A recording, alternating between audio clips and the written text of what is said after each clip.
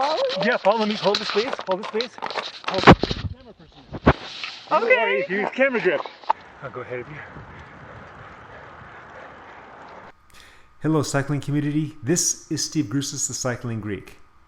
Welcome to episode 2 of the Climb to Kaiser.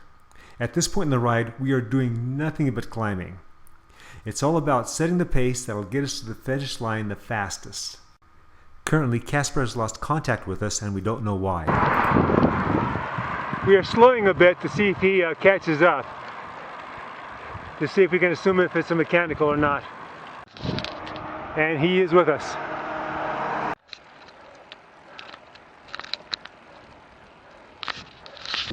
Okay, we just took the Big Creek turnoff and I got a flat.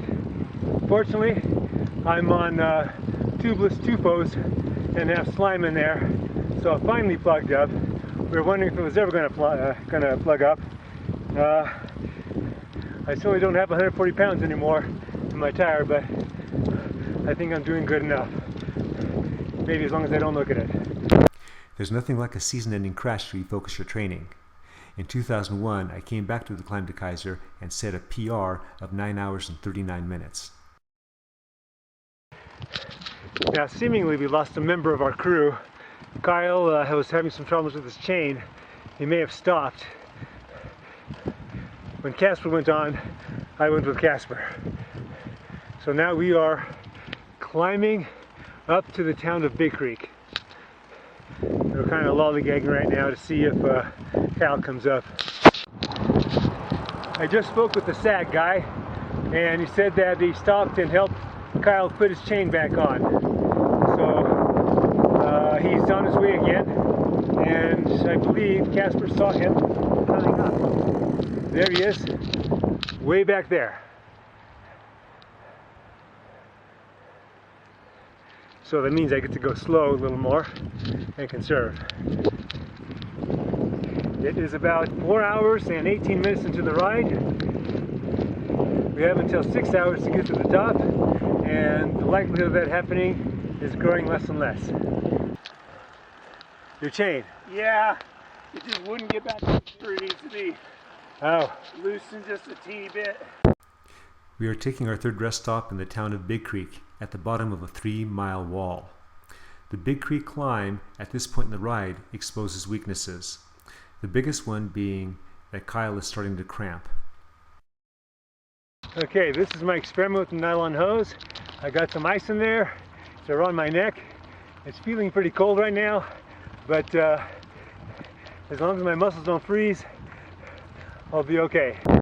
With the mile to go, Kyle is the furthest back, dealing with his cramps. Casper's fallen off his pace. I am riding a compact crank 5034 with 1129, wishing I had a 32. At the top I slow pedal, reconnect with Casper, and we make it to the next rest stop. Do not put your fingers here. Okay. And you can be the key grip. Got it. Who's got the ice? Oh, we got ice in the back. Well, Kyle caught up to us at the rest stop, and he's making do. So hopefully, since we're not on Big Creek anymore, his legs should settle down and no more cramping. So in order to make the 10-hour goal, we have to get up to the top in 10 minutes, and that's 7 miles, so that's not going to happen. So we have a new goal. All 3 of us have to finish. In other words, we have to get Kyle in under 11 hours. So that's going to be, that's doable, but it's going to be tight.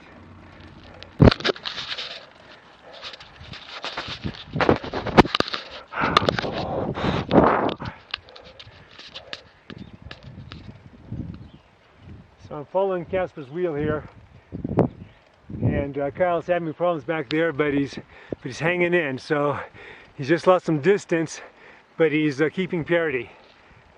You can see back there.